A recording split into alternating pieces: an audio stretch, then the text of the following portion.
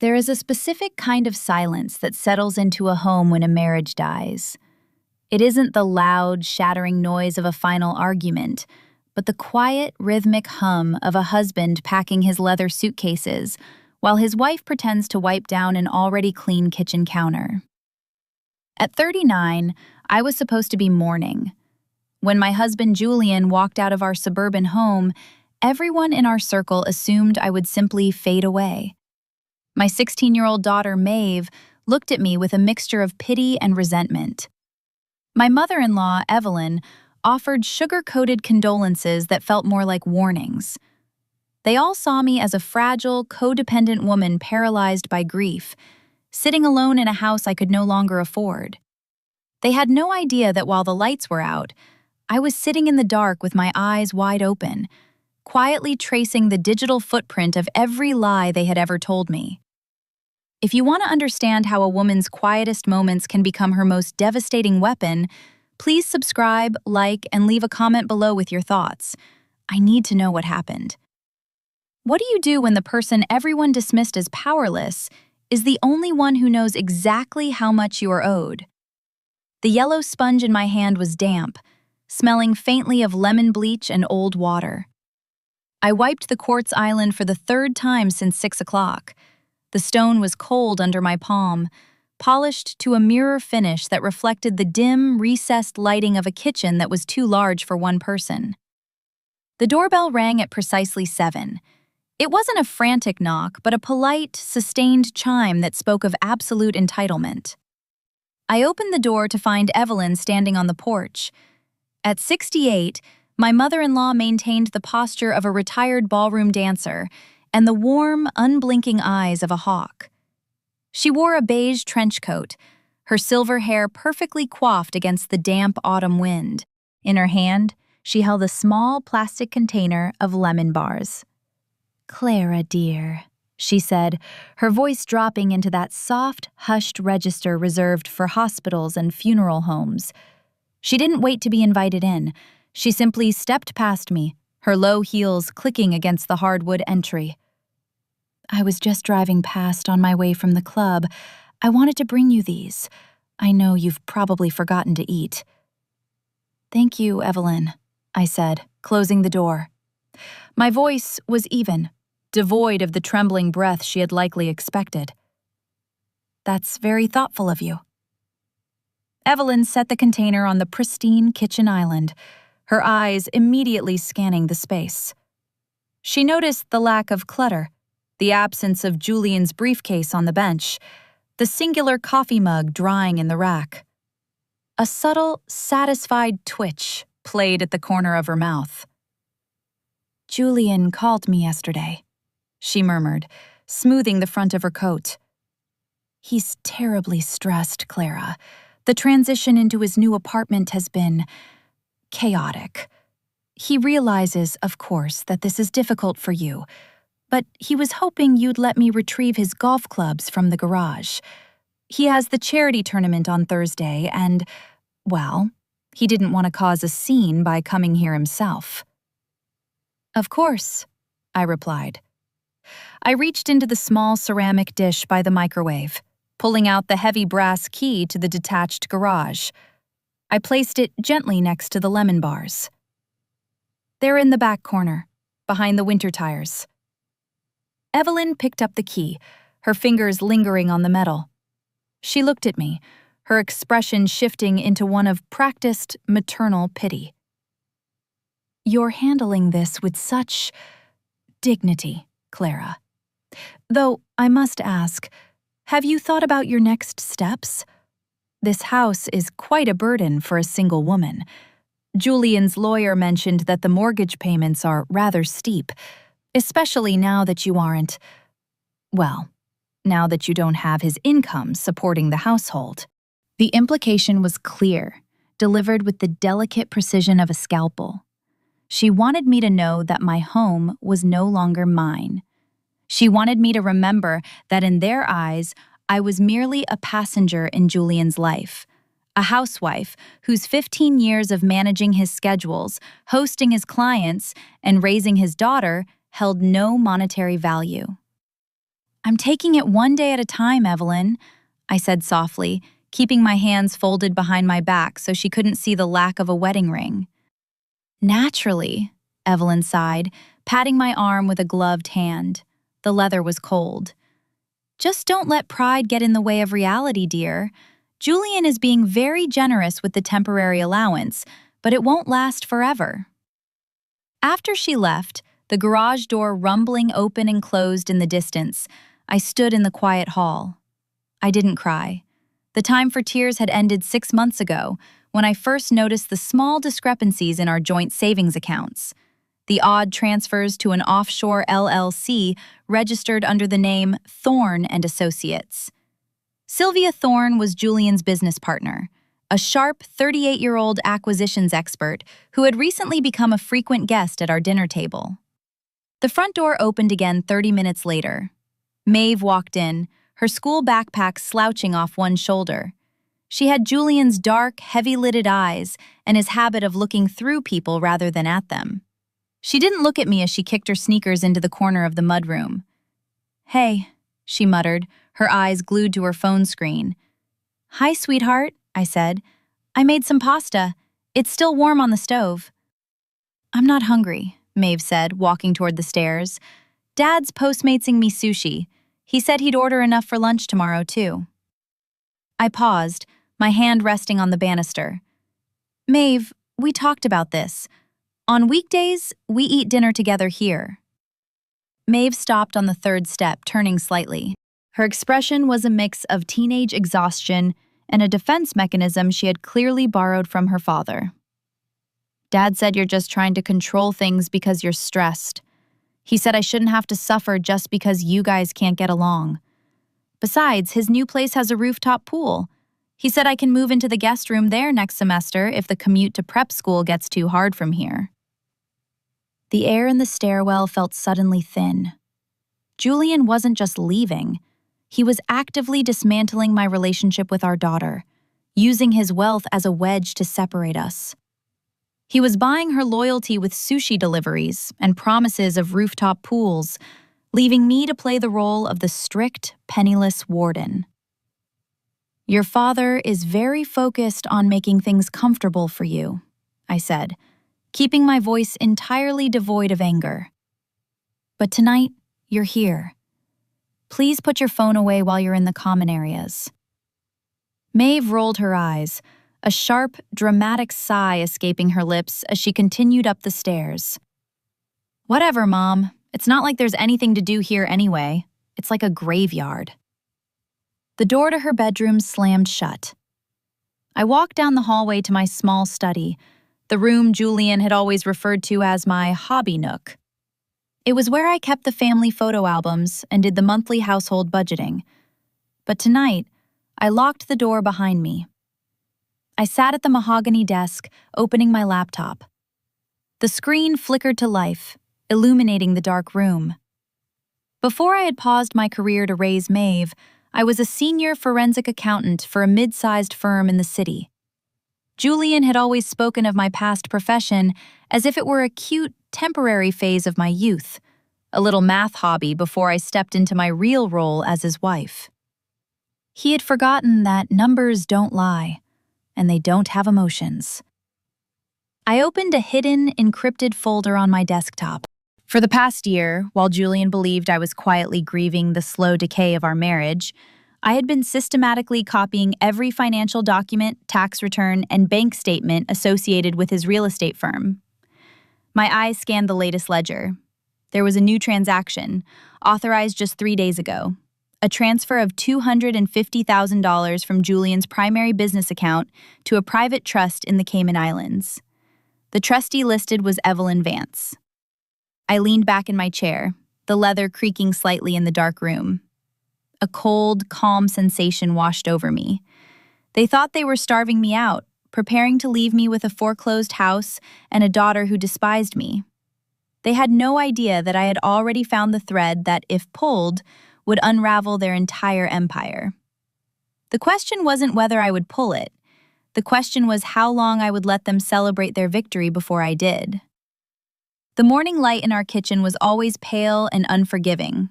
casting long shadows across the empty stools at the breakfast bar.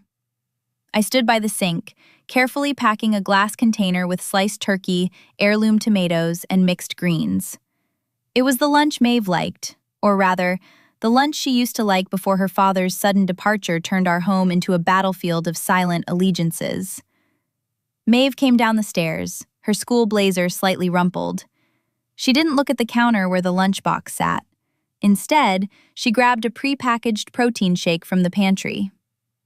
"I made you the turkey salad," I said, my voice quiet, matching the stillness of the room. "I don't have time," she said, her fingers tapping rapidly on her phone. "Dad's Uber is outside. He scheduled a recurring ride for me so I don't have to ride the bus." "The bus stop is at the corner, Maeve. It takes 5 minutes." "Yeah, well, Dad says my time is valuable," she shot back, her voice carrying a thin, defensive edge.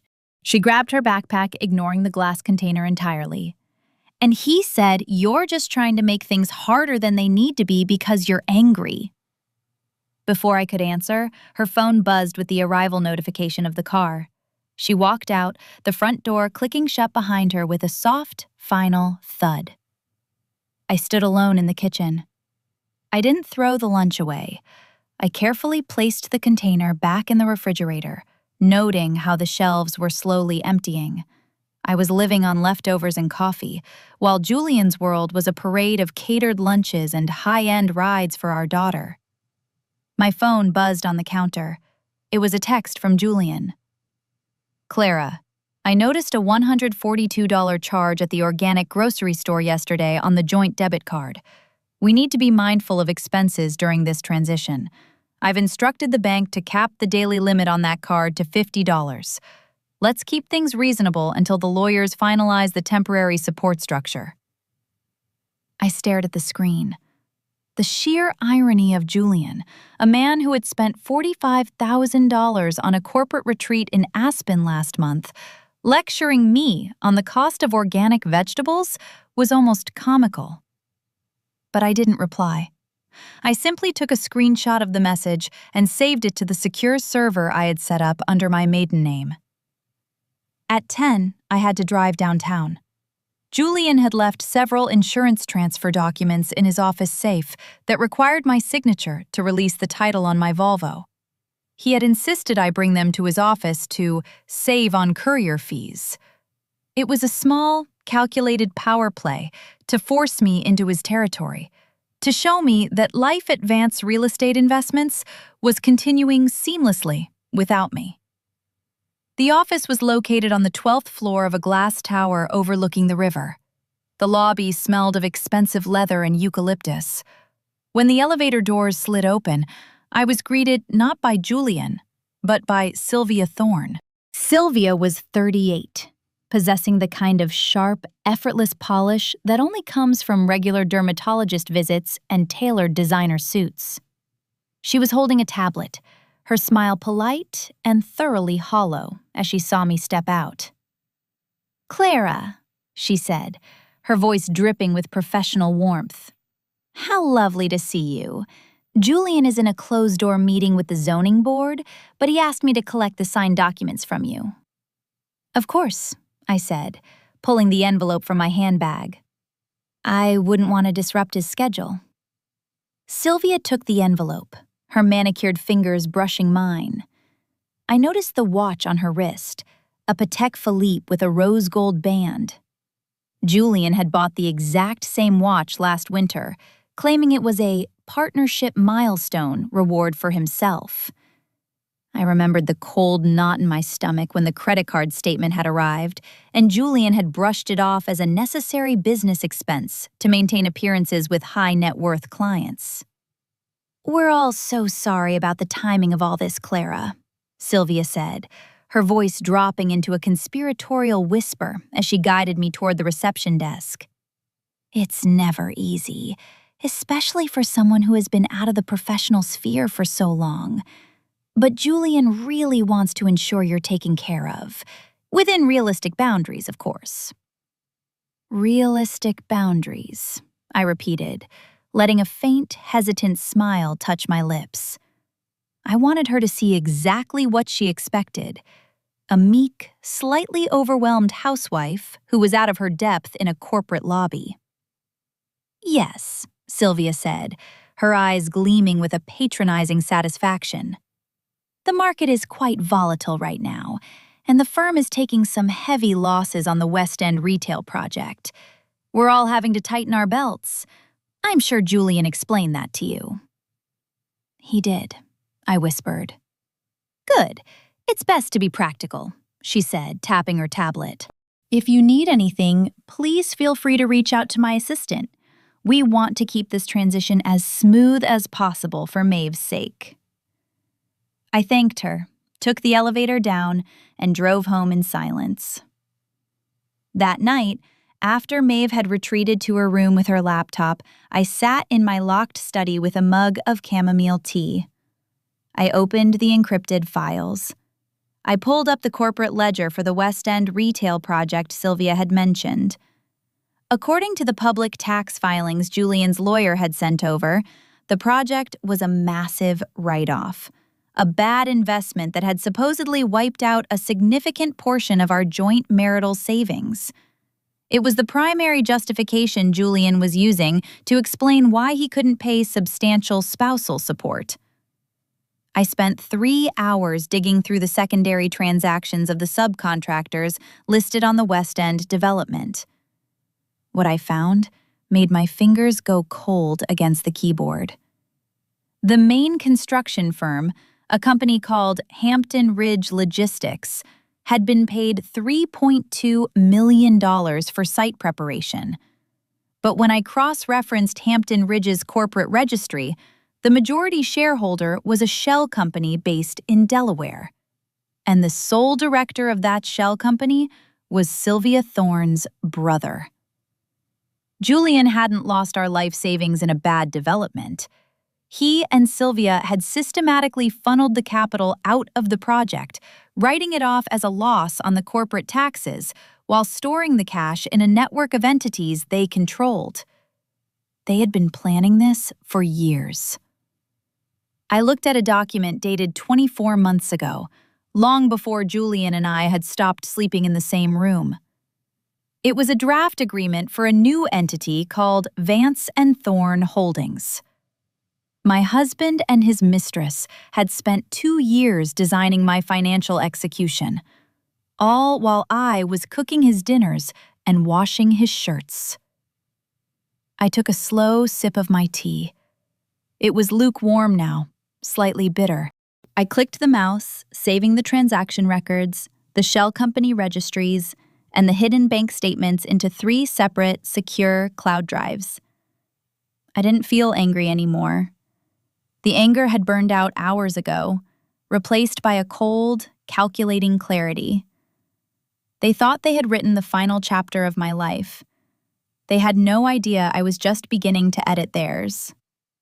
The gallery room at St. Jude's Academy smelled of wet coats, expensive Pinot Noir, and the sharp, chalky scent of oil pastels. It was the annual Student Art Showcase, an event I had volunteered to coordinate for the past 3 years. This year, however, my name had been quietly left off the committee program. I was no longer Clara Vance, board liaison. I was simply a guest, standing near the entrance in a dark charcoal coat that had seen too many winters. I walked through the crowded room until I found Maeve's display. It was a series of charcoal sketches.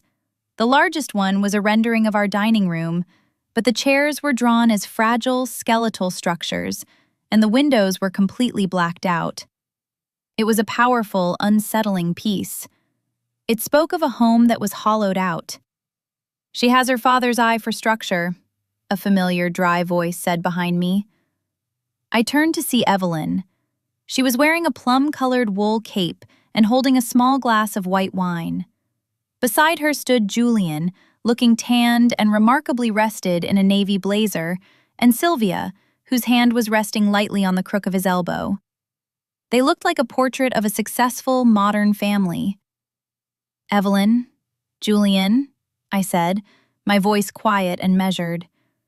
I looked at Sylvia, giving her a polite, neutral nod. Sylvia? Clara, Julian said, his voice carrying that booming, easy confidence he used when greeting potential investors. Stunning work by Maeve, isn't it? We were just talking to the head of the art department. I told him we'd be happy to sponsor the spring exhibition. That's very generous of you, Julian, I said. Well, we have to support her, Evelyn chimed in, taking a delicate sip of her wine.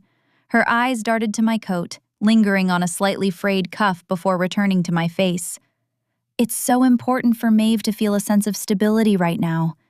Julian is working day and night to ensure her tuition at St. Jude's remains secure, even with the firm's current financial strain. We all have to make sacrifices, of course, but Maeve's education must come first. The trap was set, laid out with exquisite suburban politeness.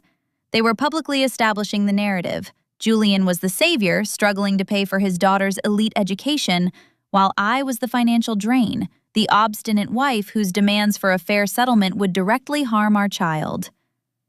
Of course, I replied softly. Maeve's future is the only thing that matters. Sylvia smiled, her eyes crinkling with a warmth that didn't reach her pupils. I'm so glad we're all on the same page, Clara. Julian has been losing sleep over the budget. I've been helping him trim the fat on the corporate side, but as Evelyn said, personal sacrifices are inevitable. Before I could answer, Maeve emerged from the crowd. Her eyes lit up when she saw Julian and Sylvia. Dad, Sylvia, you made it, she said, completely ignoring my presence as she threw her arms around Julian. Wouldn't miss it for the world, sweetheart, Julian said, kissing the top of her head. He reached into his pocket and pulled out a small velvet pouch. A little congratulatory gift, to celebrate your first gallery showing. Maeve opened the pouch, pulling out a delicate silver bracelet with a small palette charm. Oh my God, Dad, it's beautiful. Thank you. She looked at Sylvia with a wide, eager smile. Did you help him pick it out? I might have dropped a few hints, Sylvia said, her tone playful and intimate. I stood exactly 2 feet away, a ghost in a charcoal coat. I watched my daughter bask in the warmth of their rented affection, entirely unaware that the silver bracelet on her wrist was paid for with money that should have been in her college fund. The psychological insight was clear to me then. Julian didn't want custody of Maeve because he loved her. He wanted her because she was the ultimate trophy of his victory over me. If he could turn my daughter against me, he would prove to the world, and to himself, that I was the one who had failed. It's a beautiful sketch, Maeve, I said quietly, gesturing to the charcoal drawing of the skeletal dining room. Maeve's smile faltered slightly as she looked at me. A brief shadow of discomfort, perhaps even guilt, crossed her face. Thanks, Mom, she muttered, her voice dropping its enthusiastic pitch.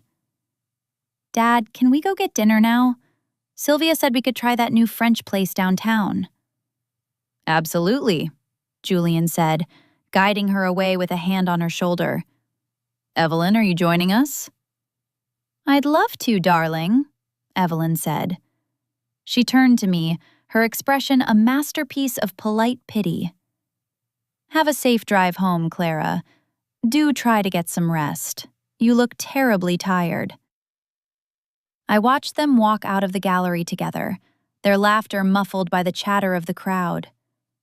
I drove home in the dark, the silence of the car wrapping around me like a cold blanket. I didn't turn on the radio. I didn't speed. I sat in the stillness, letting the humiliation settle into my bones, converting the pain into raw, focused energy. Back in my study, with the door locked and the house dark, I sat down at my desk. I opened the encrypted files and began to dig deeper into the transaction history of the West End project. But tonight, I pulled up a different file. 3 years ago, my grandmother had passed away, leaving me a small, historic coastal cottage in Maine. It was supposed to be kept in a separate, personal trust, a sanctuary that was legally mine alone. But when I opened the property registry tonight, I found a document I had never seen before.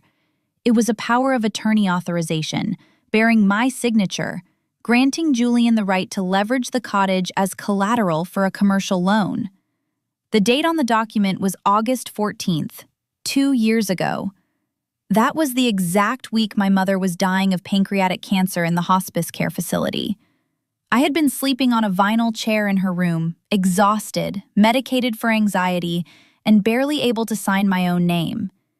Julian had brought me a stack of routine tax documents to sign while I was sitting by her bedside. He had leveraged my inheritance to fund the initial phase of Vance and Thorne Holdings. I stared at my forged signature on the digital screen. The loops of the C were too perfect, too steady for a woman who had been weeping over her mother's failing heart. I reached for my lukewarm tea, my hand perfectly steady. I checked the calendar. In exactly 14 days, the board of Vance Real Estate Investments was scheduled to vote on a massive corporate restructuring, a move that would permanently absorb Vance and Thorne Holdings into a parent company, effectively burying the paper trail of my stolen cottage forever. 14 days. I leaned back in the dark, looking out the window at the empty street. They thought I was a grieving, broken woman waiting for her life to end. They had no idea I was counting the hours. The house was noticeably colder when I woke up. I walked downstairs to the kitchen, shivering slightly in my wool robe, and glanced at the smart thermostat on the wall. The screen was dark. I tried to tap it, but a message flashed across the glass. Device unregistered from account. Julian had removed my access to the home automation system. I sat at the kitchen island with a mug of black coffee, my phone in hand. When I tried to open the shared family calendar, the one we had used for a decade to coordinate Maeve's school events, doctor appointments, and my volunteering shifts, the screen read, "You no longer have permission to view this calendar." It was the digital equivalent of changing the locks. Piece by piece, my presence was being scrubbed from the infrastructure of my own family. A notification chimed. It was an email from Julian's attorney, Robert Sterling. The language was cold, wrapped in the protective layers of legal jargon. Dear Mrs. Vance, as part of our ongoing asset preservation protocol, several non-essential household services have been suspended, including the home security monitoring system, high-speed fiber internet, and streaming subscriptions. Furthermore, please find attached the revised temporary monthly allowance schedule. Due to increased expenses related to Maeve's upcoming travel and private tutoring, your monthly stipend has been adjusted to $1,200, effective immediately. $1,200. In this city, that barely covered the cost of groceries and basic utilities. They were squeezing the air out of the room, waiting for me to gasp, waiting for me to run to Julian, begging for a compromise. My phone vibrated. A text from Julian. Maeve left her passport in the document lockbox in the study. Drop it off at the lobby desk of the Meridian by noon. We leave for Cabo tomorrow. I didn't reply. I went to the study, unlocked the fireproof safe, and retrieved the small blue booklet. I held it for a moment, looking at my daughter's face in the photo taken when she was 12. She had been smiling then, her front teeth slightly crooked, her hand holding mine. The Meridian was a soaring tower of curved glass and dark granite downtown, the kind of place where residents paid 5-figure monthly rents for unparalleled privacy. I walked into the lobby, the air smelling of expensive citrus and polished marble. I approached the concierge desk to hand over the passport, but the young man in the tailored suit shook his head. Mrs. Vance? Mr. Vance actually requested that you bring it up to the 14th floor private lounge. He said he had some papers for you to sign and it would save him a trip down. Of course, I said, my voice steady. The elevator ride was silent, the rapid ascent making my ears pop. When the doors opened on the 14th floor, I stepped out onto a plush, cream-colored carpet. The lounge was circular, walled in glass that offered a panoramic view of the river. Through the glass double doors of the private library, I heard laughter. I stopped. Inside the library, a professional photographer was adjusting his lighting equipment. Julian, Sylvia, and Maeve were standing in front of a stone fireplace. They were coordinated, all of them wearing shades of cream and soft beige wool. Maeve was laughing, her head thrown back, her hand resting easily on Sylvia's shoulder. "Perfect," the photographer said, his voice echoing slightly. "Now, Julian, look at Sylvia. Maeve, look at Sylvia too. Give me that warm family connection." They posed. Julian looked at Sylvia with an intense, adoring focus I hadn't seen in his eyes in 10 years. Maeve looked up at her, smiling with the eager, desperate-to-please expression of a teenager who wanted to belong to the winning team. They were shooting the corporate family profile for Vance Real Estate Investments' annual brochure. The narrative was being rewritten in real time. The old, tired wife was gone, replaced by the young, dynamic partner. My daughter was being styled into their new, polished life, wearing a designer cream sweater that I had certainly not purchased. I stood in the doorway, the blue passport clutched in my hand. Julian was the first to notice me. His smile faltered, his posture instantly stiffening. He cleared his throat and stepped away from Sylvia, though his hand remained close to hers. "Clara," he said, his voice dropping its warm, photo shoot pitch. "You're here." The photographer lowered his camera, looking uncomfortable. Sylvia immediately smoothed her skirt, her face rearranging itself into that mask of professional concern. "Clara, dear," Sylvia said, taking a step toward me. "We were just finishing up. I hope the drive wasn't too bad." I walked into the room, my sensible flat shoes making no sound on the heavy carpet. I didn't look at Julian. I didn't look at Sylvia. I walked straight to Maeve. "You forgot this, sweetheart," I said, handing her the passport. Maeve looked down at the blue booklet, her cheeks flushing a deep, guilty red. She wouldn't meet my eyes. "Thanks, Mom," she muttered, her fingers tightening around the passport. "Have a wonderful trip," I said softly. I reached out to tuck a stray lock of hair behind her ear, but she flinched away, just a fraction of an inch, toward Sylvia. The psychological sting was sharp, but I didn't let it register on my face. They wanted me to scream. They wanted me to make a scene in front of the photographer so Julian could document my unstable behavior for the custody hearing. "Julian," I said, turning to my husband, "I received the letter from Robert. The utility adjustments have been noted." Julian narrowed his eyes, clearly frustrated by my lack of anger. "It's just business, Clara. We have to rationalize our outflows. I'm sure you understand." "I understand perfectly," I said. I gave them a polite, quiet smile. "Enjoy the shoot." I turned and walked out, the glass doors swinging shut behind me. During the drive back to our cold, silent house, I called Marcus Fowler. Marcus was my former mentor, a legendary forensic accountant who had retired to a quiet life in the suburbs after 30 years of dismantling corporate embezzlement schemes. "Clara," his gravelly voice came through the speakers. "I was wondering when I'd hear from you." "I need a favor, Marcus," I said, my eyes fixed on the gray highway ahead. "I need an off-the-books validation of some Delaware Shell transactions, and I need it done before the Vance board meeting in 12 days. There was a long pause on the other end of the line. "Julian?" "Julian and Sylvia," I replied. "They funneled millions out of the West End development into a trust, but there's something else. I found a recurring monthly transfer to an offshore account listed as Project 109. The routing number leads to a private bank in Zurich." "And the beneficial owner?" Marcus asked, his tone suddenly sharp, the old hunter's instinct waking up.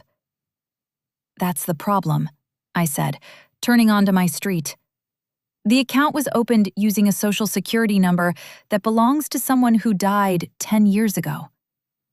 My father. The silence on the line was deafening. "Clara," Marcus said slowly, "if Julian is using your late father's identity to shield offshore assets, you're not looking at a divorce dispute anymore. You're looking at federal bank fraud. If you expose this, you will destroy him. Completely." I pulled into the driveway of my cold, dark house and turned off the engine. "I know," I said. The orange delinquent tag fluttered in the autumn wind, taped to the side of my green waste management bin. It was Tuesday, trash collection day, but my bin remained sitting at the curb, overflowing with dead leaves and kitchen scraps. The account had been linked to Julian's corporate card, and, like the security system and the high-speed internet, it had been quietly terminated. As I stood at the end of the driveway, a silver Mercedes SUV slowed down as it approached my house. It was Sarah Jenkins, a woman I had shared coffee with every Tuesday morning for 5 years while our daughters were in middle school. I raised a hand to wave. Sarah looked directly at me through her tinted windshield, paused for a fraction of a second, and then looked away, accelerating down the street. The social quarantine had begun. In our affluent suburb, divorce was treated like a contagious disease, and I was patient zero. Julian was the one who funded the charity auctions and sponsored the youth soccer leagues. I was simply the quiet woman who organized the bake sales. When forced to choose, our social circle aligned with the capital. It was safer that way. I walked back up the driveway, my sneakers crunching on the dry leaves I could no longer afford to have cleared. The house inside was quiet, the air holding a persistent chill that my wool sweater couldn't quite ward off. With my daily joint card limit capped at $50, I had to plan my expenses with mathematical precision. Later that afternoon, I drove my 10-year-old Volvo to the local market. I stood in the aisle, comparing the prices of store-brand canned beans and pasta, calculating the tax in my head before placing them in my handbasket. I had exactly $12 left for the day, if I wanted to put gas in the car tomorrow. "Clara, is that you?" I turned to see Beatrice Kelly standing behind me. Beatrice was the reigning social matriarch of our neighborhood, her shopping cart overflowing with artisanal cheeses, prosciutto, and 3 bottles of expensive champagne. "Hello, Beatrice," I said, keeping my voice soft and polite. "Oh, Clara," she gasped, her eyes immediately dropping to my handbasket, taking in the generic cans and the lack of fresh produce. Her face softened into an expression of intense theatrical sympathy. "I was so incredibly sorry to hear about you and Julian. We were all just devastated, truly." "Thank you," I said. "It must be so challenging for you right now," Beatrice murmured, leaning in close enough for me to smell her expensive floral perfume. "We're having the annual fall block party this Saturday, you know. We did discuss inviting you, dear, but we figured you'd probably want some space. With Maeve being in Cabo with Julian and Sylvia, well, we didn't want to make things awkward for you, especially since Julian's firm is catering the entire event." The psychological insight was almost beautiful in its cruelty. They weren't excluding me because they hated me. They were excluding me because my presence was an uncomfortable reminder of how fragile their own lives were. If a wife of 15 years could be discarded and erased this quickly, so could any of them. By treating me as if I were already gone, they protected their own peace of mind. "I appreciate your thoughtfulness, Beatrice," I said, my voice entirely devoid of sarcasm. "You're right. I do prefer the quiet right now." "You're so strong, Clara," she said, her tone relieved that I hadn't made a scene or asked for an invitation. "We're all praying for you." I watched her push her cart toward the express lane, her diamond rings catching the fluorescent lights of the grocery store. I returned to my cold house and sat at the kitchen table, eating a bowl of plain pasta while the sun sank below the tree line. At 8 o'clock, my laptop chimed. A secure, encrypted message had arrived from Marcus Fowler. I clicked it open. Marcus had traced the routing numbers for the Swiss account Project 109. It was opened 9 years ago, just 3 months after my father, Arthur Miller, had passed away from a sudden stroke. My father had been a quiet, hard-working man who had accumulated a modest pension and several acres of timberland in Oregon. When he died, Julian had kindly volunteered to administer the estate logistics to spare me the grief. I had trusted him implicitly. But according to the documents Marcus had unearthed, Julian didn't administer the estate. He had used my father's social security number and forged death certificate details to create a living corporate entity in Zurich. He had liquidated my father's Oregon land, funneled the cash into that ghost entity, and established a private trust.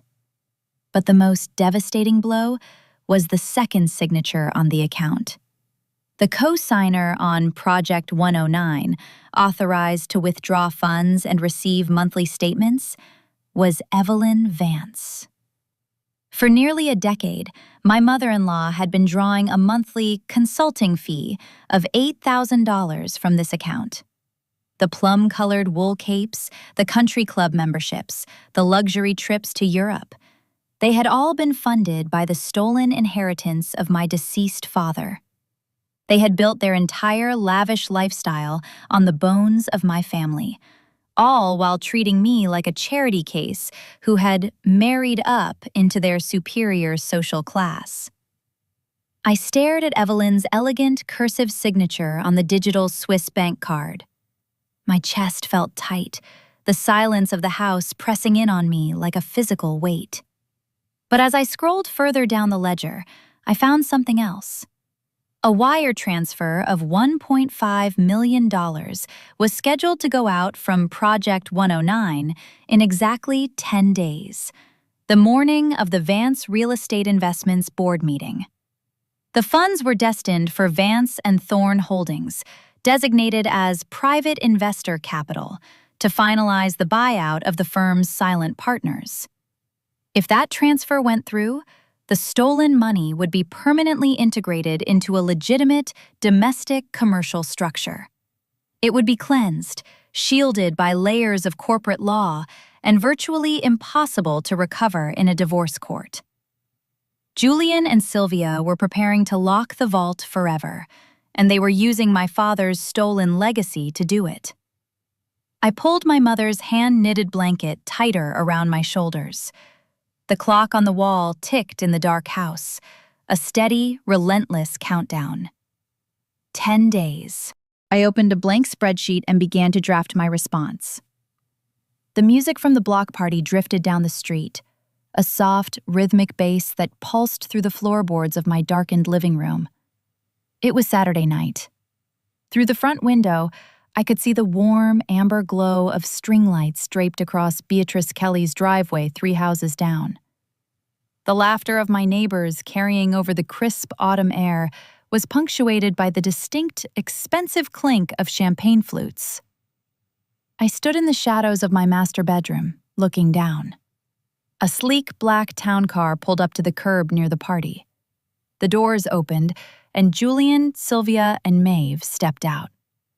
They had returned early from Cabo. Maeve was wearing a new white silk dress, her skin sun-kissed and glowing. Sylvia had her arm draped casually around my daughter's waist, a gesture of effortless maternal possession. Julian looked radiant, waving to the neighbors who immediately rushed over to greet them like royalty. They were a perfect unit, gilded and happy, presenting their polished new reality to the neighborhood, while I sat in a dark house with the heat turned down to 55 degrees. I didn't feel a pang of jealousy. I felt the cold, clinical focus of a surgeon preparing an incision. Their happiness was a performance, a house of cards built on stolen scaffolding, and they were invites to their own undoing. The front door of my house unlocked at noon the next day. Maeve walked in, her designer suitcase rolling behind her on the hardwood floor.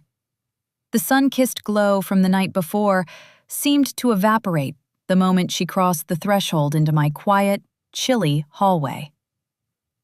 "Maeve," I said, stepping out of the kitchen. "Welcome back." She startled slightly, her eyes darting to my face before looking down at her phone. "Hey, I just came to get my winter coat and some textbooks. Dad's waiting in the car." "Did you enjoy Cabo?" I asked, keeping my tone light and conversational. "It was fine," she said, her voice clipped as she began walking up the stairs. I followed her up to her bedroom. The room was messy, a stark contrast to the immaculate, curated life she was living at her father's penthouse. She began pulling sweaters from her closet, stuffing them into her bag with a frantic, agitated energy. "Maeve," I said gently, leaning against the doorframe, "is everything okay?" She stopped, a heavy knit sweater clutched in her hands. She turned to me, her face flushed with sudden hot anger. "No, Mom, everything is not okay. Why is it so freezing in here? Why do you have to live like a martyr? Dad says you're doing this on purpose, keeping the house dark and refusing to buy groceries just to make him look bad." "The utility accounts were linked to your father's cards, Maeve. He closed them," I explained quietly. "Yeah, well, he said he's giving you an allowance," she snapped, her voice cracking with the emotional strain of her own guilt. "He said you're just being difficult because you want to punish him. It's so embarrassing. Everyone at the party last night was looking at me like I'm some kind of horrible daughter because I'm staying with him. Sylvia says you're leveraging my feelings to get a bigger settlement." The psychological insight was painfully clear. Maeve was drowning in the discomfort of her own betrayal. She knew, deep down, that she was trading her mother's devotion for rooftop pools and designer dresses, and the guilt was eating her alive. To survive it, she had to believe Julian and Sylvia's narrative. She had to believe I was the villain, the bitter, manipulative ex-wife. Because if I was the bad guy, then her betrayal was justified. "I'm sorry you feel embarrassed, Maeve," I said, my voice entirely calm, entirely devoid of the defensive anger she was trying to provoke. "I would never use your feelings as leverage." "Whatever," she muttered, zipping her suitcase with a violent tug. She pushed past me in the hallway, her face set in a hard, stubborn mask. "I'm staying at Dad's for the rest of the week. At least it feels like a normal home there." I watched her carry her suitcase down the stairs and walk out the front door without looking back. Through the window, I saw Julian's Mercedes idling at the curb. He didn't look at the house. He simply waited for his trophy to climb into the passenger seat before driving away. On Monday morning, I sat in the high-rise conference room of Sterling and Associates. The room was decorated in shades of gray and chrome, offering a cold view of the city's financial district. Julian sat across the long glass table, looking immaculate and thoroughly bored, his fingers tapping on his gold watch. Sylvia sat in the corner of the room on a leather chair, ostensibly there as an administrative observer for the firm, though her presence was clearly designed to display her victory. Robert Sterling, Julian's slick, silver-haired attorney, slid a thick document across the glass table toward me. "Clara," Sterling said, his voice smooth and patronizing, "we've drafted a comprehensive, final settlement. Julian is prepared to offer you a lump sum of $75,000 and 3 years of modest spousal support at $2,000 a month. In exchange, you will waive all claims to Vance real estate investments, the residential properties, and the family trust. I looked down at the document. It was a joke. It was a contract designed to leave me destitute while Julian walked away with millions of dollars in joint assets. "It's a very fair offer, Clara," Julian said, leaning forward, his tone dripping with a dismissive, husbandly authority. "The market is down. The firm is taking losses. If you drag this into court, the legal fees will eat up that $75,000 in a month. Let's just sign this and let everyone move on. For Maeve's sake." I looked at him, letting my shoulders slump. I squeezed my eyes shut, forcing a look of fragile, overwhelmed desperation to take over my face. I wanted him to see a beaten woman. I don't know," I whispered, my voice trembling slightly. "It seems so little. How will I keep the house?" "You won't," Julian said coldly. "You'll sell it. It's too much house for you anyway." I bit my lip, looking at Sylvia, who was watching me with a smug, quiet satisfaction from the corner of the room. I looked back at Julian, letting a tear escape down my cheek. "Can I have a week? Just 1 week to look this over with a counselor? We can sign it next Tuesday, the morning of your board meeting." Julian smiled, a look of absolute triumph washing over his face. He believed he had finally broken me. He believed the cold houses, the cut utilities, and the social isolation had done their job. "Fine," Julian said, standing up and buttoning his jacket. "Next Tuesday at 9 in the morning. We sign here in Robert's office. No more extensions, Clara. If you don't sign then, we go to trial, and I will ensure you get nothing." "Thank you, Julian," I murmured, staring at the table. As they walked out of the conference room, I heard Sylvia whisper to Julian in the hallway, her voice carrying through the heavy door. "The Swiss wire is scheduled to clear next Tuesday at 9:30. Perfect timing." I raised my head, my face instantly clearing of the tears and the fragile exhaustion. 8 days. I had exactly 8 days to redirect the flow. The rain began on Thursday night, a heavy, relentless autumn deluge that battered the window panes and clawed at the roof. By midnight, the rhythmic plip, plip, plip of water hitting a metal surface woke me. I stood in the dark master bedroom, tracking the sound, until my foot stepped into a cold, wet patch on the carpet. In the corner of the ceiling, right above the vintage oak dresser Julian had left behind, a dark stain was slowly spreading. Water was dripping steadily from the plaster. I walked down to the kitchen, fetched a stainless steel stock pot, and placed it under the leak. Clink, clink, clink. The sound was hollow, echoing in the empty room. Julian had spent $12,000 on a custom, climate-controlled wine cellar for his new penthouse, but he had ignored my reminders about the loose shingles on our roof for 3 years. I sat on the edge of the bed in the dark, watching the waterfall. It was a physical manifestation of his slow, deliberate disinvestment in our life. He hadn't just stopped loving me. He had stopped maintaining the structure we lived in. He had starved the house of resources, preparing for its decay, knowing he wouldn't be the one left to drown in the ruins. The front door chimed at noon the next day, the rain still falling in gray, miserable sheets outside. I opened the door to find Evelyn. She was holding a large black umbrella, her plum-colored wool cape immaculate despite the damp wind. Her face was set in a tight, determined expression. "Clara," she said, stepping into the hallway and shaking her umbrella outside before closing it. "I've brought the registration renewal forms for Maeve's Equestrian Club. They require the co-signature of the primary resident of this address. Julian asked me to handle it." "Of course," I said, leading her into the kitchen. Evelyn stopped in the doorway of the living room, her eyes immediately catching the stainless steel pot sitting in the corner, surrounded by damp towels. The stain on the ceiling had grown to the size of a dinner plate, the plaster starting to bubble and crack. "Oh, Clara," Evelyn sighed, her voice laced with a performative, dramatic sorrow. She walked over to the pot, looking down at the murky rainwater inside. This is truly undignified. A leaking roof?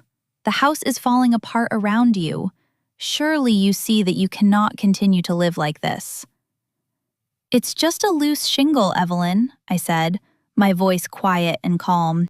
I'll have someone look at it. With what money? Evelyn asked, turning to face me, her gold bracelets clinking against her wrist. Julian's allowance barely covers your basic needs, and you have no personal income. This stubbornness of yours is becoming destructive, Clara. If you would just sign the settlement papers on Tuesday morning, you would have $75,000. You could move into a lovely, manageable townhome. You could live with some self-respect. I looked at her pristine face, her smooth skin funded by my late father's pension. The psychological insight was glaring. Evelyn didn't hate me. She desperately needed me to be miserable. She needed me to be small, broken, and living in a decaying house because my degradation was the only thing that justified her theft.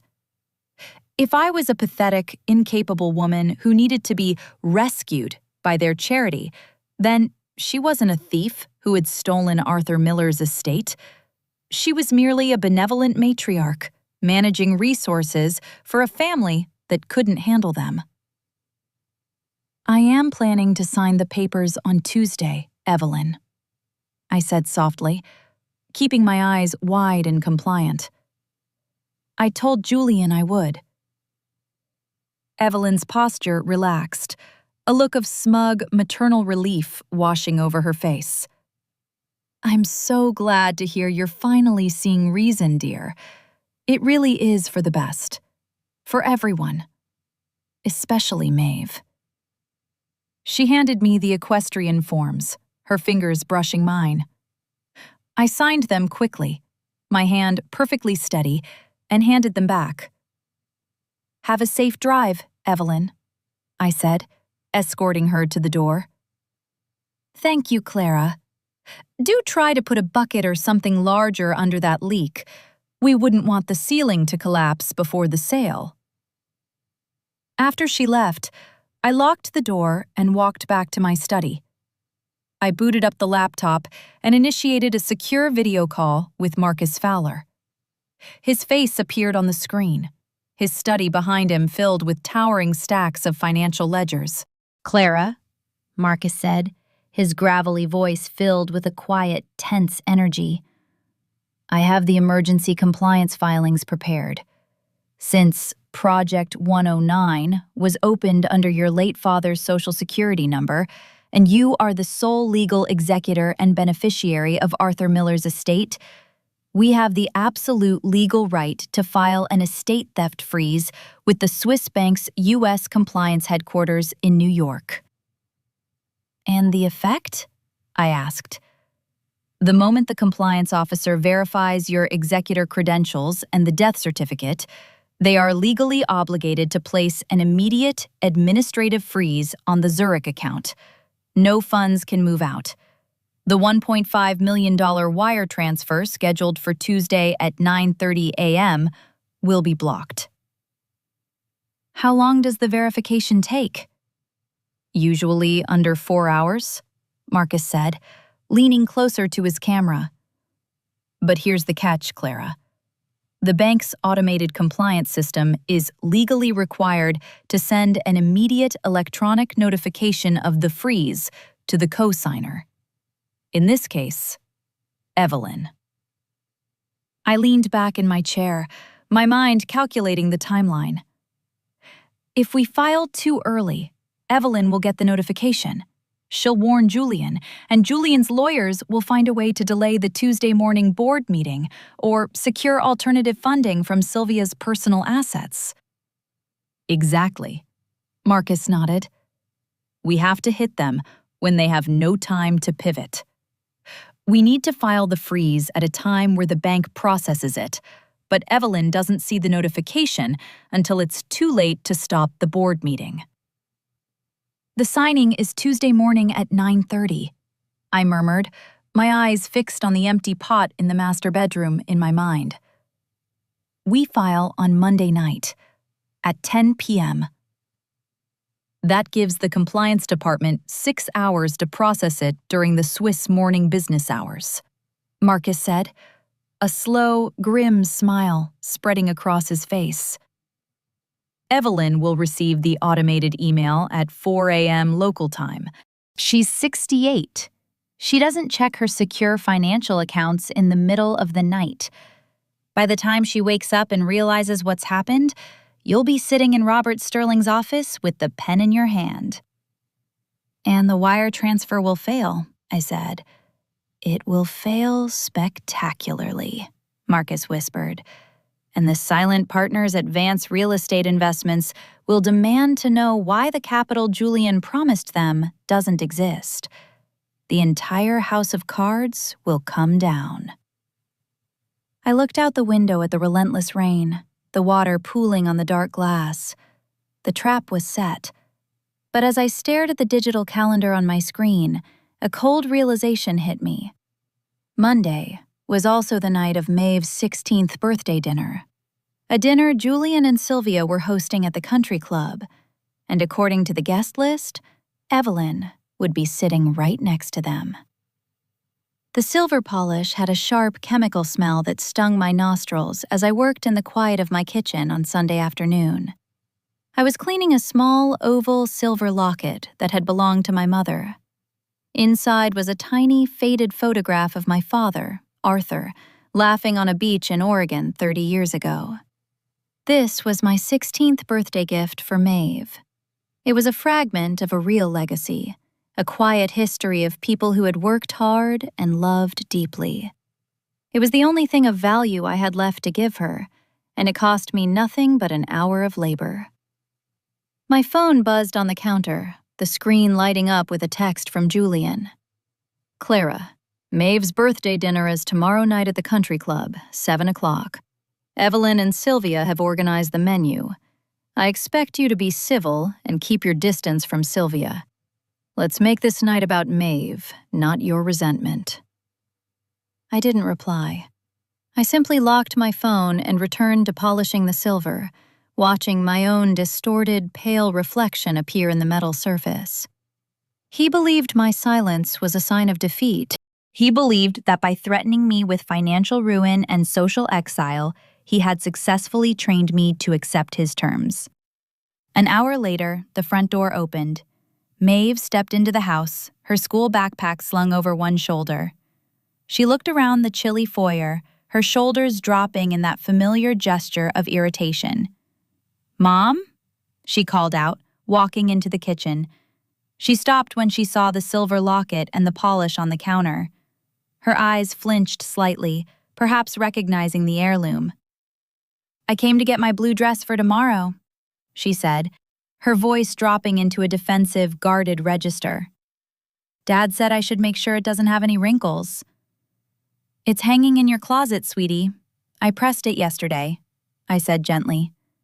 Maeve lingered by the kitchen island, shifting her weight from one foot to the other. She looked at her phone, then at the locket, her fingers twitching. About tomorrow. Dad and Sylvia are hosting this dinner. Sylvia said, she said it would be okay if you came, as long as there's no drama. She said it's important for me to have both of my parents there, even if things are broken." The psychological weight of that statement was suffocating. Sylvia Thorne, my husband's mistress, the woman who had helped him systematically siphon my father's stolen fortune, was granting me permission to attend my own daughter's 16th birthday dinner. They had structured the invitation to be a humiliation, expecting me to refuse in a fit of pride. If I refused, I would become the bitter, absent mother who allowed her anger to ruin her daughter's milestone. It would justify everything they had done to me. Maeve watched me, her breath held, waiting for the outburst she had been taught to expect. "I would love to come, Maeve," I said, offering her a warm, genuine smile. "Thank you for inviting me." Maeve blinked, completely thrown off balance by my compliance. "Oh, okay. It's at 7. At the club. We're in the private dining room." "I'll be there," I said. "And I'll bring your gift." She nodded quickly, looking relieved but deeply confused, and hurried up the stairs to retrieve her dress. By accepting the invitation, I had denied them the moral high ground. I had forced them to sit in the same room with me, to look at the woman they were actively starving out, while maintaining the illusion of a happy, blended family. On Monday afternoon, the autumn air was crisp and freezing. I spent 2 hours preparing. I wore my one remaining classic black dress, a simple, high-necked wool sheath that was 10 years old but tailored perfectly to my frame. I pinned my mother's vintage pearl necklace around my neck, the cool stones resting against my collarbone. At 4 o'clock, I sat in my cold study and opened the encrypted portal to Marcus Fowler. "Everything is locked and loaded, Clara." Marcus's text appeared on the screen. "The New York compliance office of the Swiss bank has verified your executor documents. The emergency file is sitting in their high-priority queue. At exactly 10 p.m. Eastern Time, I will execute the final submission." "Evelyn will be at the dinner, Marcus," I typed back. "If she gets an alert on her phone, she might notice." "She won't," Marcus replied. "The bank's secure portal requires a dual-factor hard token authentication to view compliance notices. Evelyn's secure token is likely in a drawer in her home office. The notification will register as a silent, high-priority email alert. She won't look at it during a champagne dinner at the country club. By the time she logs in tomorrow morning at 8, the freeze will be absolute." "And the wire scheduled for 9:30? "Blocked," Marcus said. "The bank's automated clearinghouse will reject the transfer to Vance and Thorne Holdings as account administrative hold. Julian's silent partners will walk into that board meeting at 10 a.m. expecting a $1.5 million capital injection, and they will find empty pockets. The board will have no choice but to initiate an immediate audit." I took a slow breath, my heart beating in a steady, calm rhythm. I opened the digital Swiss ledger one last time, reviewing the transaction history of Project 109. My eyes caught a recurring line item from 6 months ago, long before Julian had officially walked out of our house.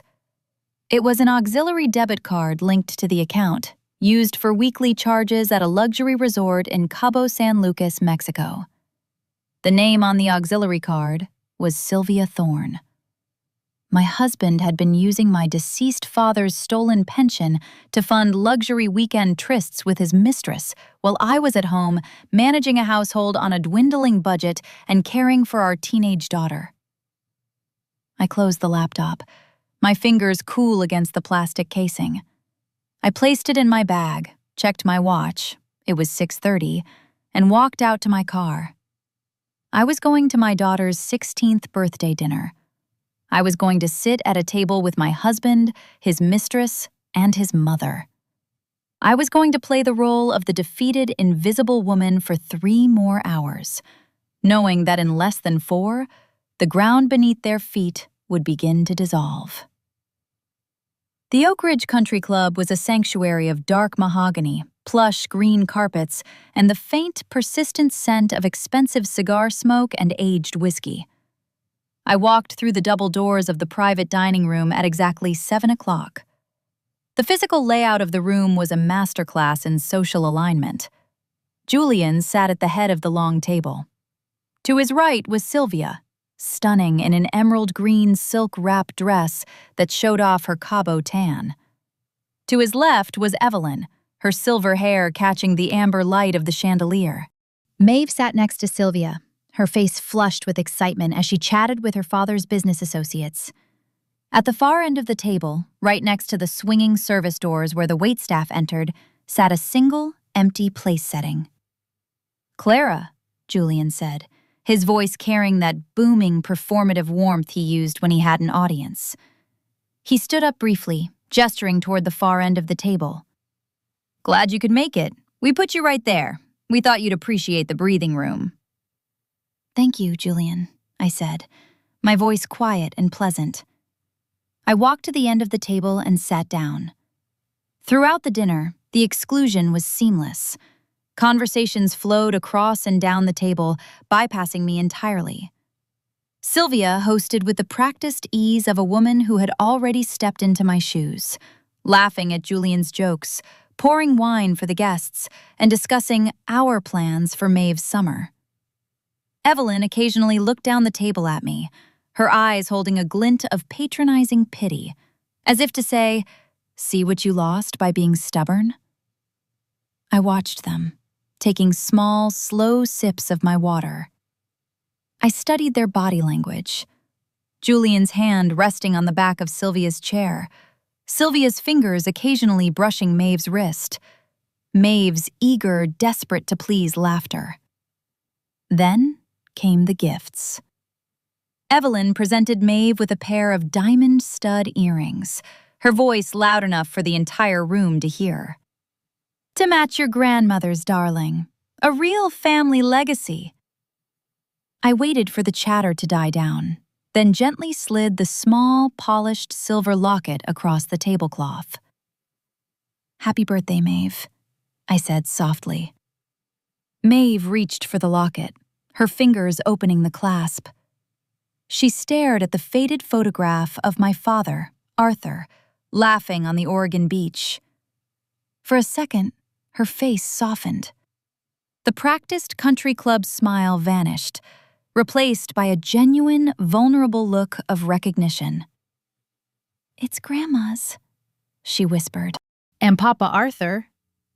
"He would have been so proud of you, Maeve," I said. The room went momentarily quiet.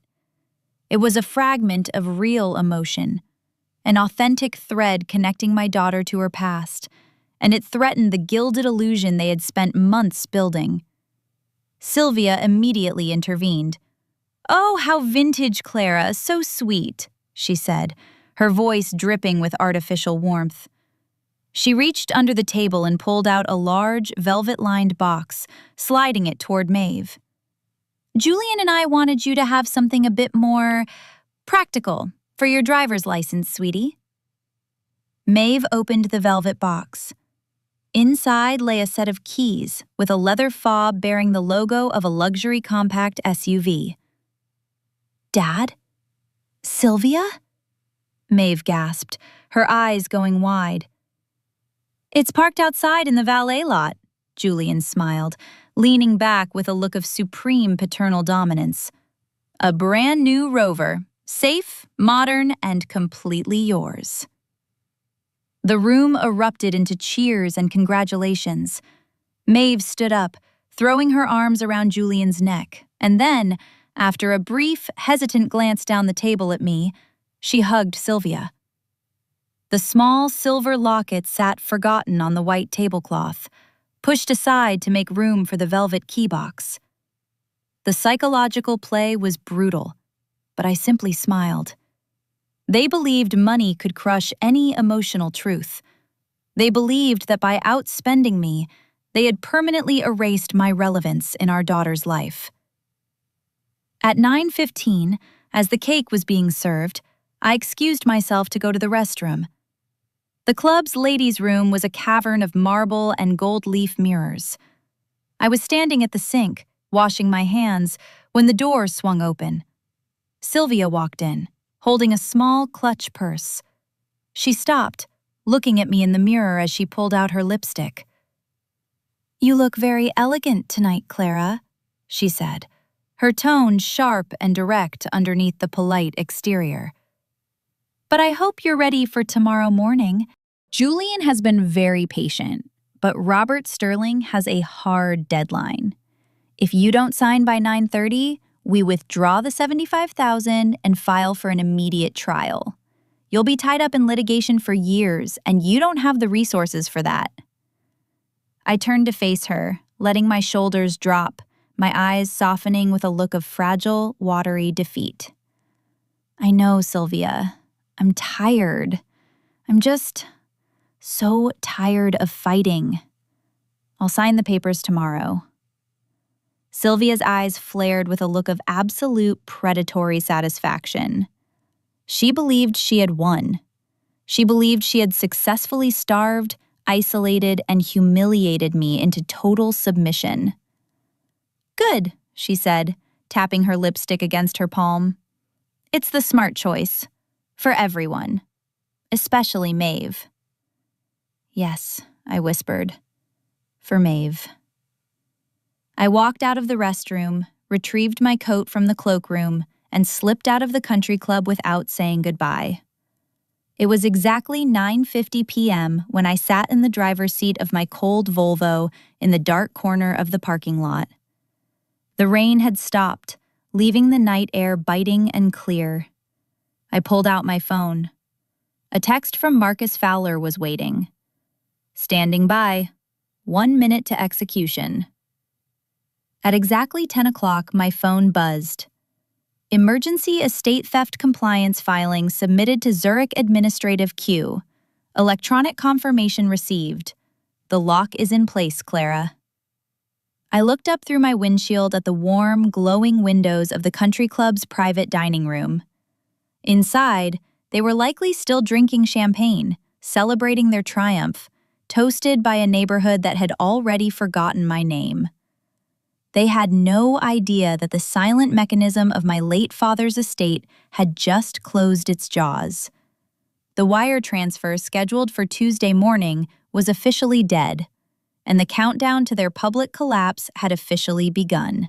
The silence of my house at midnight was absolute, broken only by the steady, metallic plip, plip, plip of the rain leak in the master bedroom. I didn't turn on the lights. I walked through the dark hallway, my feet familiar with every creak in the floorboards, carrying a single cardboard box. I was packing. I wasn't packing the expensive crystal we had received for our wedding, or the designer rugs Julian had purchased to impress his colleagues. I was packing my life into a few small boxes. My journals, my father's old tax records, my mother's silver, and the framed photographs of Maeve when she was a baby. I was stripping the house of my history, leaving behind the empty shell of his wealth. The psychological truth of our marriage was that Julian had built his entire empire on the silent, structural support I provided. For 15 years, I had been the load-bearing wall of his life. I managed the household, maintained the social ties, protected his reputation, and absorbed his dismissive arrogance without a word. He had assumed that because I was silent, I was weak. He had forgotten that a load-bearing wall doesn't scream before a building collapses. It simply stops holding up the weight. I fell asleep at 1 a.m., wrapped in my mother's hand-knitted blanket. At 2:30, the sharp, violent vibration of my phone on the nightstand woke me. I looked at the screen. Julian. I answered, my voice calm and clear. "Julian?" "Clara." His voice came through the speaker. It was slightly slurred from the country club champagne, but underneath the alcohol there was a frantic, vibrating energy. I was looking over the final settlement draft again. You're definitely signing tomorrow morning, right? No games? Robert needs to file the signed stipulation with the court by 10. "I'll be there, Julian. I gave you my word," I said softly. He let out a dry, forced laugh. "Good, because Sylvia and I have a lot riding on this week. The Treasury Bank is doing some weird security sweep or something tonight. One of our holding accounts is showing an administrative hold. It's just some international compliance nonsense, probably system maintenance, but I want this divorce wrapped up so we can streamline everything." My heart gave a single, slow thump of anticipation. The compliance lock was already reflecting on his Treasury dashboard. He saw the administrative hold, but his arrogance wouldn't allow him to believe it was anything serious. To him, it was merely a temporary glitch in a system he owned. "I understand, Julian," I said, looking out the window at the dark trees. I'll see you at 9. 9 sharp, Clara. Don't be late. He hung up. I lay back in the dark, my eyes open. The first crack had appeared in their foundation, and they were already starting to feel the drafts. On Tuesday morning, the sky was a clear, freezing blue. The autumn wind was sharp, whipping the dead leaves across the asphalt as I drove my Volvo downtown. I wore my high-necked black wool dress, my mother's pearls, and a simple cream trench coat. I looked polished, calm, and entirely unbothered. At 8:30, my phone buzzed with a text from Marcus Fowler. The Swiss freeze is absolute. The compliance team in Zurich processed the estate theft filing during their morning hours. Evelyn's secure electronic notification was delivered at 4:12 a.m. The $1.5 million wire transfer is currently sitting in pending denial status. The vault is locked, Clara. I parked in the subterranean garage of the Sterling high-rise and took the glass elevator to the lobby. When I stepped out at 8:45, 15 minutes early, I immediately saw Evelyn's Mercedes parked at the valet stand outside the glass doors. Inside the lobby cafe, a tense, silent drama was unfolding. Julian and Sylvia were standing near a marble pillar. Sylvia was holding her tablet, her face pale, her fingers tapping rapidly on the screen. Julian was pacing in a tight circle, his hand running through his hair, his blazer unbuttoned. Evelyn sat at a small table nearby, clutching her designer handbag, looking thoroughly confused and anxious. The cracks had grown. They had received the compliance notifications, but they didn't yet understand the full scope of the trap. They thought it was a technical glitch, a delay, a temporary obstacle to their triumph. As I walked toward the elevators, Sylvia looked up and spotted me. The smug, predatory satisfaction she had carried at the country club last night was completely gone. Her face was tight, her eyes scanning me with an intense, burning suspicion. She muttered something to Julian, who froze, turned, and stared at me as I approached. Sylvia walked rapidly toward me, her high heels clicking aggressively on the polished marble floor. "Clara," she said, her voice dropping into a low, tense whisper as she stopped 2 feet away. "What did you do?" "Clara," Sylvia whispered again, her voice shaking with a controlled, desperate rage. "What did you do to the treasury accounts?" I stopped, looking down at her polished designer heels and then up into her eyes. I offered her a soft, entirely vacant smile. "I'm just here to sign the papers, Sylvia. We wouldn't want to keep Robert Sterling waiting." Julian stepped up beside her, his chest heaving, his face flushed a deep, agitated red. "Clara, if you're playing some kind of game with our offshore operating capital, I swear to God—" "Julian, please," I said quietly, my voice carrying a gentle maternal pity that seemed to slice through his remaining composure. "We are in public. Let's go upstairs." We took the elevator to the 12th floor in an agonizing, suffocating silence. Evelyn sat in the corner of the elevator cab, her manicured hands trembling as she clutched her handbag, her eyes darting between her son and me. She had lived a life of luxury funded by my father's stolen timberland, and for the first time in 9 years, the luxury felt incredibly fragile. We walked into Robert Sterling's glass-walled conference room. The settlement documents were laid out on the long mahogany table, flanked by high-end metal pens. Sterling was standing by the window, a phone pressed to his ear, his face grim. When he saw us enter, he hung up immediately. "Julian," Sterling said, his voice stripping away its usual professional polish. "The board of directors is downstairs in the main conference room. The silent partners are already seated. But we have a critical issue. The $1.5 million transfer from your Swiss liquidity reserve has been flagged and rejected by federal compliance. The board is demanding to see the capital before they vote on the restructuring. Julian slammed his hand onto the table. It's a glitch, Robert. Some administrative hold. Call the New York branch. Tell them we'll authorize a secondary verification. They won't take your call, Julian, I said softly, taking a seat at the far end of the table. The room went entirely still. The only sound was the hum of the air conditioning. What are you talking about, Clara? Julian hissed, leaning over the table, his eyes wide and dark. I reached into my cream trench coat, pulled out a thin blue folder, and slid it across the polished wood toward Robert Sterling. That is a certified copy of an emergency administrative freeze filed with the Swiss Bank's U.S. compliance headquarters last night at 10 p.m., I said, my voice steady, rhythmic, and entirely devoid of anger. It was filed by me, as the sole legal executor of the estate of Arthur Miller. Evelyn let out a sharp, choked gasp, her hand flying to her throat.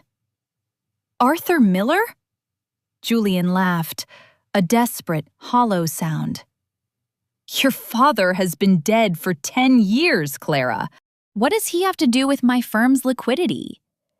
He has everything to do with it, Julian, I replied, because Project 109, the offshore account you and Sylvia used to fund your real estate acquisitions, your weekend trips to Cabo, and Evelyn's monthly country club allowance, was opened using my late father's social security number and a forged estate authorization.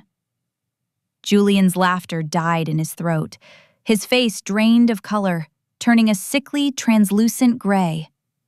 Beside him, Sylvia sat down slowly, her tablet slipping from her fingers onto the table. You forged my signature when my mother was dying in the hospice care facility? I continued, looking directly into his eyes. You leveraged my grandmother's cottage to build your initial capital. You stole from my family, built an empire on our bones, and then tried to starve me out of the home I paid for. Clara, Evelyn whimpered, her voice cracking. Please, we can resolve this. We're a family. We were never a family, Evelyn, I said quietly. You were just consumers, and I was the resource. Robert Sterling opened the folder, his eyes scanning the certified compliance documents, the signature cards bearing Evelyn's name, and the federal bank fraud affidavit. He closed the folder slowly, looked at Julian, and pushed his chair back from the table. Julian, Sterling said, his voice flat, I cannot represent you in this. This is no longer a civil divorce dispute. This is a criminal estate theft and federal bank fraud matter. You need to hire a defense attorney, immediately. No, Julian whispered, his hands shaking as he gripped the edge of the mahogany table. No, we just signed the settlement. Clara, sign the $75,000 waiver. We can settle the rest privately. I'll increase the spousal support, $5,000 a month. 10. I looked at the settlement document sitting in front of me. I picked up the heavy metal pen. I won't be signing the waiver, Julian, I said. But I have already signed a different set of documents. I pulled a second document from my coat and laid it on the table. It was a certified shareholder registry for Vance Real Estate Investments. Last Wednesday, while you and Sylvia were in Cabo styling my daughter into your brochure, I took the forensic audit of your shell company transfers to your firm's silent partners, Marcus, David, and Henderson, I explained. I showed them exactly how you and Sylvia had been siphoning their capital into Vance and Thorne Holdings. I showed them the pending federal bank fraud investigation. Julian stared at the paper, his chest rising and falling in shallow, rapid breaths. They were terrified of being named as co-conspirators in a federal indictment, I said. So, they were very eager to exit. At midnight last night, they sold their combined 55% stake in Vance Real Estate Investments to a private holding company funded by my recovered family assets. I stood up, buttoning my cream trench coat, my mother's pearls resting cool and solid against my neck. I now own 55% of the voting shares of this firm, Julian, I said, my voice echoing softly in the glass room. The board meeting at 10 a.m. is no longer about your restructuring. It is a special shareholder meeting to vote on your termination. Your position as managing partner is revoked, effective immediately. And Sylvia, your employment with this firm is terminated for cause, effective at 9:30. Sylvia stared at the floor, her breathing ragged, her polished veneer completely shattered. Julian slowly slumped back into his chair, his head in his hands, staring at the polished wood table that no longer belonged to him. I turned to Evelyn, who was weeping silently into a lace handkerchief. And Evelyn? The Oregon timberland funds you've been living on. The federal compliance team has already flagged your accounts for civil recovery. You have 30 days to vacate your country club estate before the lien is enforced to repay my father's estate. I picked up my leather handbag and walked toward the glass doors of the conference room. I paused, looking back at them one last time. 3 people, sitting in a cold, expensive room, surrounded by the ruins of a structure they had built on lies. Clara, Julian croaked, not looking up from his hands. What about Maeve? She'll hate you for this. Maeve is 16, Julian. She's young enough to learn that love cannot be purchased with a luxury SUV, I said softly. The dealership is repossessing the Rover this afternoon. It was leased through a corporate account that I closed at 8 a.m. But her tuition at St. Jude's has been fully secured through a private educational trust. A trust that you will never be allowed to touch. I walked out of the office, the heavy glass doors clicking shut behind me. I took the elevator down to the lobby and stepped out into the crisp, freezing Tuesday morning. The sun was blinding, reflecting off the glass towers, the autumn wind clean and sharp against my face. My phone buzzed in my coat pocket. I pulled it out. It was a voicemail notification from Maeve. I pressed the phone to my ear. Mom? Maeve's voice came through, thick with tears, the defensive, angry teenager completely gone. The school just called me. They said Dad's corporate card for my tuition was declined, but then they said you had already paid the entire year from a private trust. And, Mom, I found the silver locket in my backpack. I'm sorry. I'm so sorry. Can you come pick me up? I let out a slow, quiet breath, a faint smile touching my lips as I walked toward my 10-year-old Volvo parked at the curb. I'm on my way, sweetheart, I whispered to the empty air. I got into my car, started the engine, and pulled out into the clear morning light, leaving the silent ghosts of my past exactly where they belonged.